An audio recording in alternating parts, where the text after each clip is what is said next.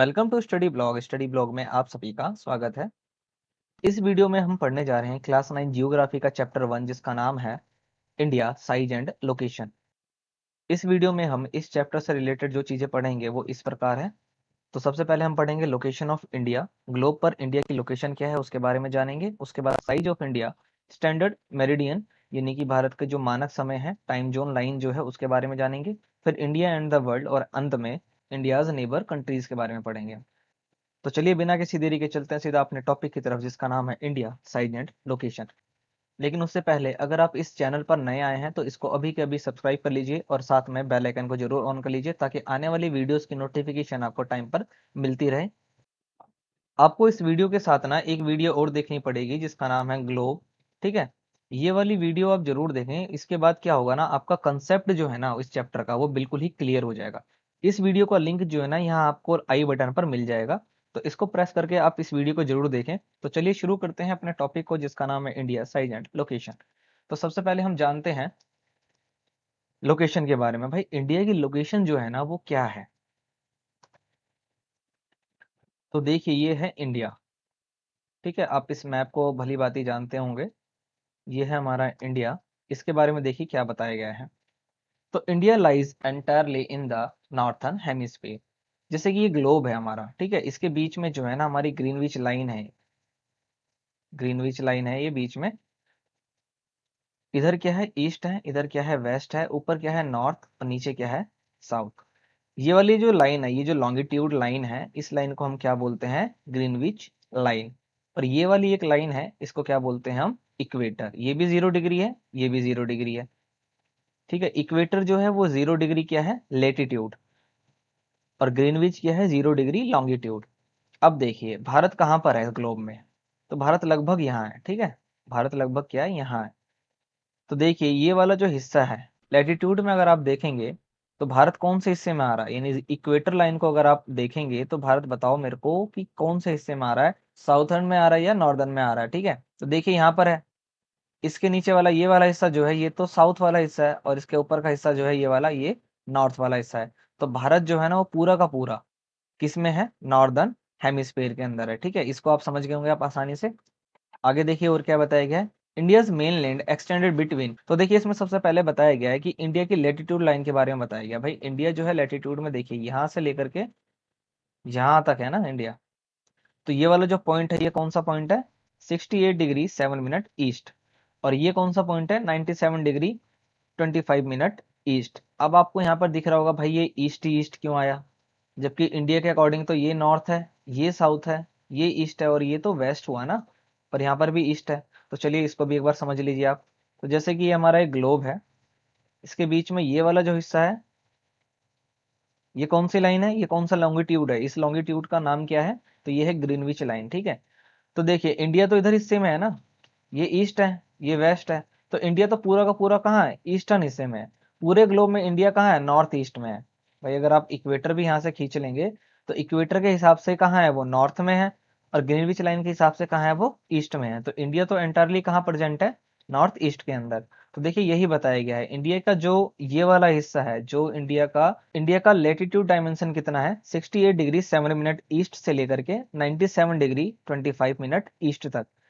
यहाँ पर जो है ये एक गलत प्रिंट हो गया है, तो आप इसको एक बार ध्यान रखेंगे। मैंने वैसे वीडियो में सही बताया आपको, आप इस पर से ध्यान हटाइए। यहाँ पर देखिए, यहाँ पर आप समझ जाएंगे आसानी से इंडिया का लेटीट्यूड कितना है और लॉन्गिट्यूड कितना है। तो ये है इंडिया की लेटीट्यूड लाइन। भाई लेटी हुई लाइन को क्या बोलते हैं हम, लेटीट्यूड लाइन। तो यहाँ पर इंडिया का डायमेंशन कितना है, 68 डिग्री 7 मिनट ईस्ट से लेकर के 68 डिग्री 7 मिनट ईस्ट से लेकर के 97 डिग्री 25 ईस्ट तक। ये है इंडिया का लेटीट्यूड। और लॉन्गिट्यूड कितना है इंडिया का, तो 37 डिग्री 6 मिनट नॉर्थ से लेकर के 8 डिग्री 4 मिनट नॉर्थ तक। ठीक है, इसको आप ध्यान रखेंगे। यहाँ पर जो है ये गलत प्रिंट हो गया है, आप इसको करेक्ट कर लेंगे आसानी से। आप अभी आप समझ गए होंगे आसानी से। इंडिया का जो लेटीट्यूड पोजीशन है यानी डायमेंशन है, वो 68 डिग्री 7 मिनट ईस्ट से लेकर के 97 डिग्री 25 मिनट ईस्ट तक है। और जो लॉन्गिट्यूड है वो 37 डिग्री 6 मिनट से लेकर के 8 डिग्री 4 मिनट नॉर्थ तक है। ठीक है, इसके बाद है द ट्रॉपिक ऑफ कैंसर। कहां पर है ये, 23.5 डिग्री नॉर्थ के अंदर है। इसी को बोलते हैं, हिंदी में क्या बोलते हैं इसको, कर्क रेखा, ट्रॉपिक ऑफ कैंसर। ये वाली जो लाइन है, ये वाली जो लाइन आपको ग्रीन वाली लाइन दिख रही है, ट्रॉपिक ऑफ कैंसर यहाँ पे लिखा हुआ भी है। ये लाइन कितने डिग्री पर है, तो 23.5 डिग्री नॉर्थ में है ये, ठीक है। जैसे ये ग्लोब है, ग्लोब की जो बीच वाली लाइन होती है इसको क्या बोलते हैं, इक्वेटर, ये 0 डिग्री होता है। इसके जो 23.5 डिग्री ऊपर जो लाइन है इसको क्या बोलते हैं हम, 23.5 डिग्री नॉर्थ, इसका नाम क्या है, ट्रॉपिक ऑफ कैंसर। इसी तरह से एक लाइन नीचे होती है 23.5 डिग्री साउथ, इसको क्या बोलते हैं हम, इस लाइन को क्या बोलते हैं सर हम, 23.5 डिग्री साउथ वाली जो लाइन है इसको क्या बोलते हैं हम, ट्रॉपिक ऑफ कैप्रिकॉर्न। तो इंडिया में से तो ट्रॉपिक ऑफ कैंसर जाती है, ठीक है, यानी ये वाली लाइन गुजरती है, कितने डिग्री पर है ये, 23.5 डिग्री पर है। और ये लगभग इंडिया को 2 बराबर हिस्सों में डिवाइड कर देती है। देखिए ये वाली जो लाइन है यहाँ पर, ये जो लाइन दिख रही है, ये इंडिया को लगभग 2 बराबर हिस्सों में डिवाइड कर देती है।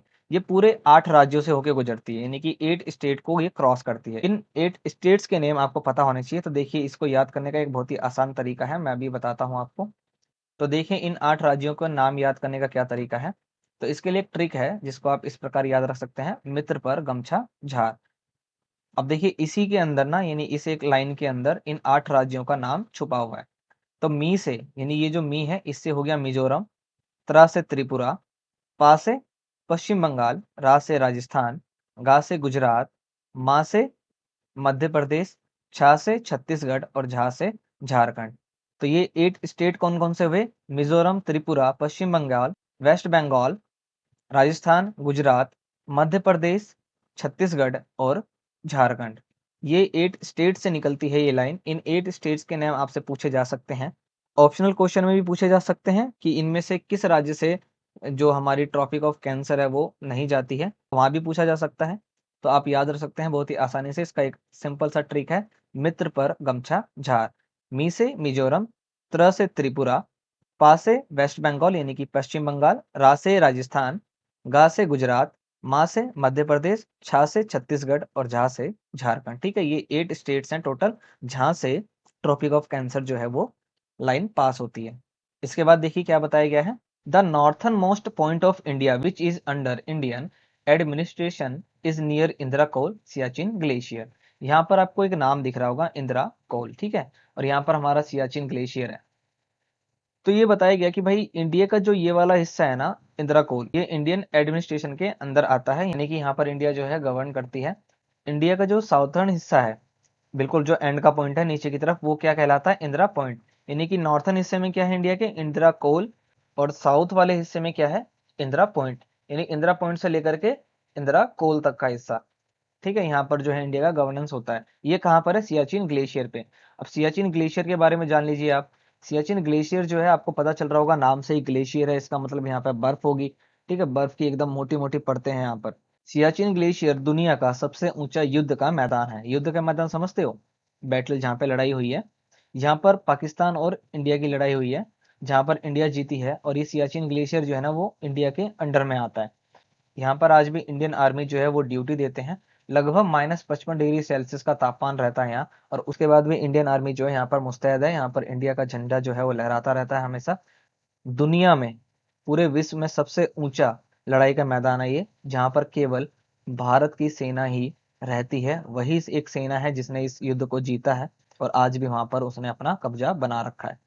तो ये हमारे लिए जो है काफी गर्व की बात है कि सियाचिन ग्लेशियर जो है वो विश्व का सबसे ऊंचा युद्ध का मैदान रहा है, यानी कि बैटल ग्राउंड रहा है। और वहां पर केवल एक ही ऐसा देश है, एक ही ऐसी सेना है जिसने जीत हासिल करी है, वो सेना है इंडियन आर्मी। आगे देखिए इसमें क्या बताया गया है, आगे वही बताया गया है, the southern most point in India is Indira point. यानी कि इंडिया के बिल्कुल नॉर्थ में कौन सा पॉइंट है, इंदिरा कोल, और बिल्कुल साउथ में कौन सा पॉइंट है, इंदिरा पॉइंट। ये इंदिरा पॉइंट जो है व्हाइट और रेड कलर का जो है एक टावर था ये, यानी कि लाइट हाउस था ये, ठीक है, व्हाइट और रेड कलर का। और 2004 के सुनामी के अंदर जो है ये बिल्कुल खराब हो गया है, इस यहाँ की जो स्थिति है बिल्कुल ही खराब हो गई है, पानी में डूब गया है ये। आपसे यहाँ से पूछा जा सकता है कि भाई इंडिया का नॉर्थन मोस्ट पॉइंट कौन सा है, तो इंदिरा कोल, और साउदर्न मोस्ट पॉइंट कौन सा है, इंदिरा पॉइंट। तो इसको आप याद रखेंगे, यही सवाल इसमें से पूछे जाएंगे। आगे देखिए आगे क्या बताया गया है, वीडियो में बिल्कुल अंत तक बने रहे ताकि आपको आसानी से समझ में आ जाए। आगे है साइज ऑफ इंडिया। भाई इंडिया के साइज के बारे में जान लेते हैं अब हम। हमने लोकेशन के बारे में पढ़ लिया, तो इंडिया का साइज क्या है। तो देखिए यहाँ पर दोबारा से मैप है, और इंडिया का साइज जो है ना, इंडिया जो है लगभग 3.28 मिलियन स्क्वायर किलोमीटर का एरिया जो है वो कवर करती है। यानी कि 32.8 लाख किलोमीटर स्क्वायर, इतना एरिया है इंडिया का। और ये लगभग विश्व का यानी कि वर्ल्ड का जो है ना 2.4% है अकेले।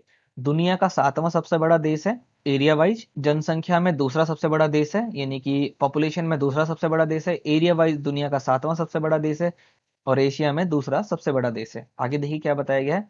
India is the world 7th largest country with a land boundary of about 15,200 kilometre with total length of the coastline being 7,516.6 kilometre. यहाँ पर ये बताया गया है कि इंडिया जो है दुनिया का 7वां सबसे बड़ा देश है, जिसकी बाउंड्री जो है वो 15,200 किलोमीटर की है। और coast line area, coast line का मतलब होता है ये वाला हिस्सा, पानी वाला हिस्सा जो होता है, ठीक है, ये कितना है 7,516 यानी कि 7,500 किलोमीटर। यहाँ पर लिखा हुआ भी है लैंड फ्रंटियर कितना है इंडिया का 15,200 किलोमीटर यानी कि 15,200 किलोमीटर। और कोस्ट लाइन कितना है, यानी कोस्ट लाइन पर इंडिया कितना फैला हुआ है 7,500 kilometre. India's east west extent appear to be smaller than the north south extent. भाई इंडिया इस वाले हिस्से में जितना एक्सटेंड हुआ पड़ा है ना, उतना इस वाले हिस्से में एक्सटेंड नहीं है। आप देख सकते हैं यहाँ पर, आगे देखते हैं क्या बताया गया है चैप्टर में। तो आगे है 7 largest countries of the world. अब हम जानते हैं कि दुनिया के 7 वो कौन से देश हैं जो दुनिया में एरिया वाइज जो है सबसे बड़े हैं। तो 7 देशों को हम पढ़ेंगे, ये आपकी बुक में दे रखा होगा। तो सबसे बड़ा देश जो है एरिया वाइज वो है रशिया, फिर कनाडा, यूएसए, फिर चाइना, ब्राजील, ऑस्ट्रेलिया और इंडिया। इंडिया कितने नंबर पर है 7वें नंबर पर है। यहाँ पर आपको एशिया के 2 देश दिख रहे होंगे, एक चाइना और इंडिया। एशिया में इंडिया जो है वो दूसरे नंबर पर है। अब इसको याद करने की भी एक ट्रिक है, उसको भी देख लेते हैं हम। तो इसको याद करने की एक ट्रिक जो है वो ये है, रुक चीन अब आ भारत। रू से रशिया यानी कि रूस, का से कनाडा, चीन, आ से अमेरिका, बा से ब्राजील, आ से ऑस्ट्रेलिया और फिर अंत में भारत। यानी कि रूस, कनाडा, चीन, अमेरिका, ब्राजील, ऑस्ट्रेलिया और भारत। तो आपकी एनसीईआरटी की बुक के अंदर क्या बताया गया है भाई, रसिया जो है सबसे बड़ा है, फिर कनाडा है, फिर अमेरिका है, और चौथे नंबर पर क्या है चाइना। बाकी सब सेम है, 5वें पे ब्राजील, छठे पे ऑस्ट्रेलिया और 7वें पे इंडिया। तो अगर आपसे पूछा जाएगा तो आप अपने एनसीईआरटी को फॉलो करेंगे, इसके अकॉर्डिंग आंसर देंगे। ठीक है, कई बार कॉम्पिटिटिव एग्जाम के अंदर जो है इस तरह से बताया जाता है, वहां पर चीन जो है वो आगे रहता है अमेरिका से। तो क्या है, रुक चीन अब आ भारत, रूस, Canada, America, China, Brazil, Australia और इंडिया। तो इसको आप समझ गए होंगे आसानी से, किसी भी तरह की कोई कंफ्यूजन नहीं होनी चाहिए इसमें। आगे देखते हैं और क्या बताया गया है चैप्टर के अंदर। तो आगे है स्टैंडर्ड मेरिडियन ऑफ इंडिया। तो ये है इंडिया की स्टैंडर्ड मेरिडियन लाइन, ठीक है, जो कितने डिग्री पर है 82.5 डिग्री पर है, यानी कि 82.5 डिग्री ईस्ट में है ये, ठीक है। ठीक है, ये लाइन कहाँ से जाती है, यूपी के मिर्जापुर से।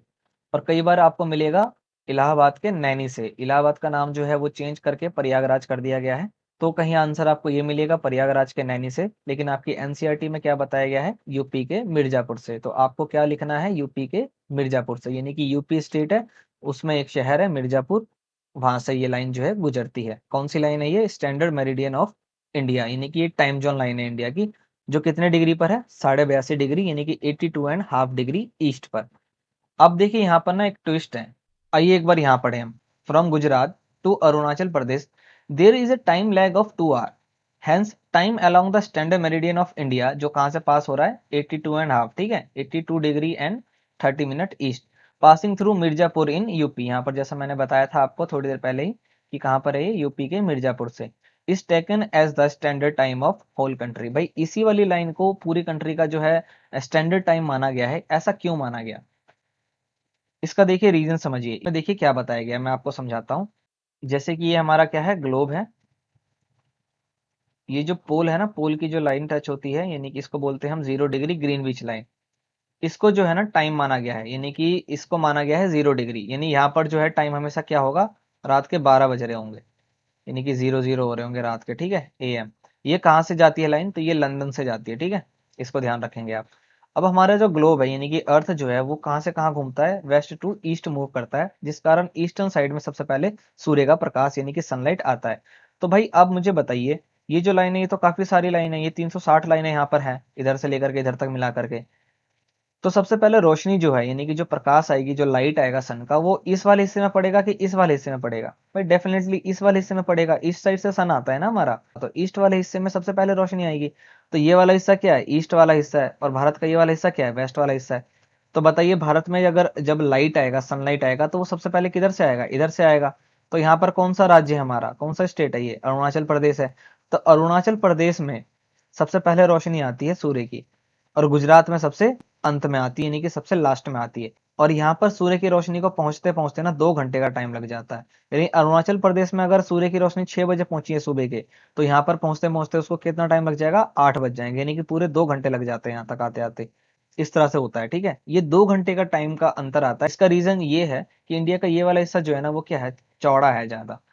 और यहाँ पर जो है लाइन जो है वो खिंची हुई है, और यहाँ पर काफी सारी लाइंस जा रही हैं जिसको हम बोलते हैं लॉन्गिट्यूड। ठीक है। 1 डिग्री मूव करने में पृथ्वी को 4 मिनट का टाइम लगता है, यानी कि हमारा जो अर्थ है वो 1 डिग्री मूव कर जाता है 4 मिनट में। इसको आप ध्यान रखेंगे, ये आपसे पूछा भी जा सकता है, भाई 1 डिग्री मूव करने में उसको 4 मिनट लगता है। इस कंसेप्ट को समझने के लिए आपको कुछ नहीं करना, यहाँ आई बटन पर क्लिक करना है।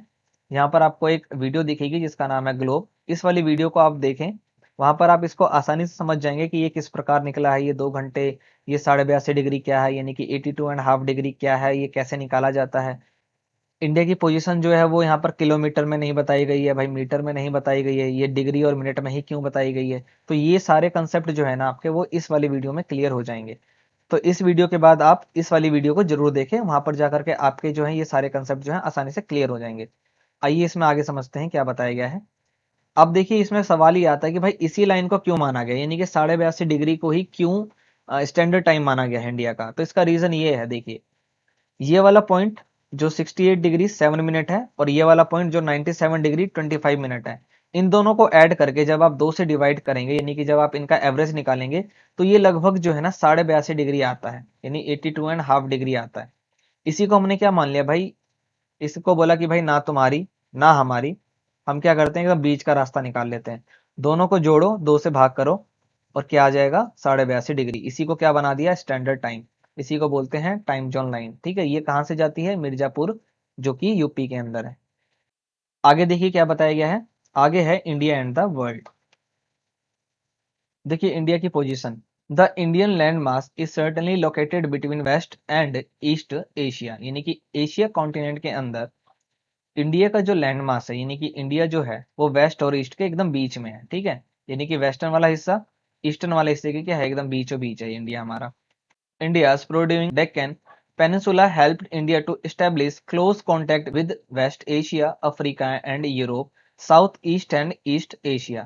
कह रहे भाई इंडिया का जो ये वाला हिस्सा है ना, इसी कारण, क्योंकि इंडिया जो है इन दोनों के एकदम बीच में आता है, इस कारण से क्या होता है ना, इंडिया से जो कांटेक्ट है इस वाले देशों में, यहाँ के देशों में, यहाँ के देशों में, ये सभी देशों में क्या हो जाते हैं, काफी आसान हो जाते हैं। आगे देखिए, India contact with the world via land route as much more than its maritime contacts. इसमें यह बताया गया कि भाई इंडिया का जो कॉन्टैक्ट है वर्ल्ड से, यानी दुनिया से जो इंडिया का कॉन्टैक्ट है ना, वो उसके लैंड रूट से ज्यादा है उसके पानी वाले रूट से, उसके लैंड रूट से ज्यादा है बजाय कि उसके पानी वाले रूट से। यानी कि इंडिया का लैंड वाला हिस्सा जो है ना, वो लगभग सारे देशों से जुड़ा हुआ है, ज्यादातर देशों से जुड़ा हुआ है, और नीचे की तरफ तो ज्यादा देश भी नहीं है। तो इसीलिए इंडिया का जो लैंड वाला हिस्सा है, यानी कि लैंड रूट जो है, वो ज्यादातर देशों से कनेक्ट रहता है। आगे देखिए, India has contributed a lot to world in form of ideas philosophies, जैसे कि Upanishad, Ramayana, Panchatantra, and in mathematics, Indian numerical and decimal system, algebra, trigonometry and calculus. इसमें बताया गया कि भाई इंडिया का जो कंट्रीब्यूशन है ना वर्ल्ड के अंदर, आइडियाज के फॉर्म में, थॉट के फॉर्म में, फिलोसॉफी के फॉर्म में, या एजुकेशन के फॉर्म में, ये काफी ज्यादा है। ठीक है, जैसे रामायण, उपनिषद, एजुकेशन की जो शुरुआत हुई थी ना इंडिया से हुई थी, यानी कि वेद से जो है वो शुरू है, वेदांता से जो है फिलोसॉफीज स्टार्ट हुई है, एजुकेशन की नींव जो है वेदांता को कहा जाता है, तो वो इंडिया से ही निकला है। इंडिया ने काफी अच्छा कंट्रीब्यूट किया है आइडियाज के अंदर, फिलोसॉफी के अंदर। उपनिषद आप देख सकते हैं, रामायण, महाभारत, पंचतंत्र की कहानियां होगी, मैथमेटिक्स के अंदर, साइंस के अंदर जो है इंडिया का काफी अच्छा दबदबा रहा है, काफी अच्छा जो है कंट्रीब्यूशन हमेशा से रहा है, और आगे भी हमेशा रहेगा। ऐसी ऐसी बीमारियों के भी इलाज, सर्जरी, इतनी आसान सर्जरी, आई सर्जरी जो है हमारे आयुर्वेद के अंदर दी गई है, अथर्ववेद में लिखी गई है। विदेश से लोग आकर के हमारे देश में इन चीजों को पढ़ते हैं, और वहां जाकर के वो बड़ी बड़ी कंपनियां बना लेते हैं, जिसको हम एकदम मतलब पलकों पे बिठा के रखते हैं। जबकि हमारे ही अथर्ववेद के अंदर, हमारे आयुर्वेद में इन सभी चीजों का इलाज बहुत ही आसानी से लिखा गया है। जब दुनिया को पता भी नहीं था ना कि सर्जरी क्या होती है, उस वक्त भारत के अंदर आई सर्जरी तक हुआ करती थी, हार्ट सर्जरी तक हुआ करती थी।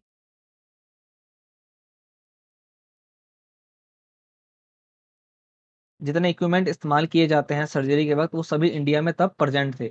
जब पूरे दुनिया के अंदर स्कूल नहीं था ना, तब भारत के अंदर 8-10 लाख जो हैं, यानी कि 8 से 10 लाख आश्रम थे, गुरुकुल थे, जहाँ पर एजुकेशन दी जाती थी।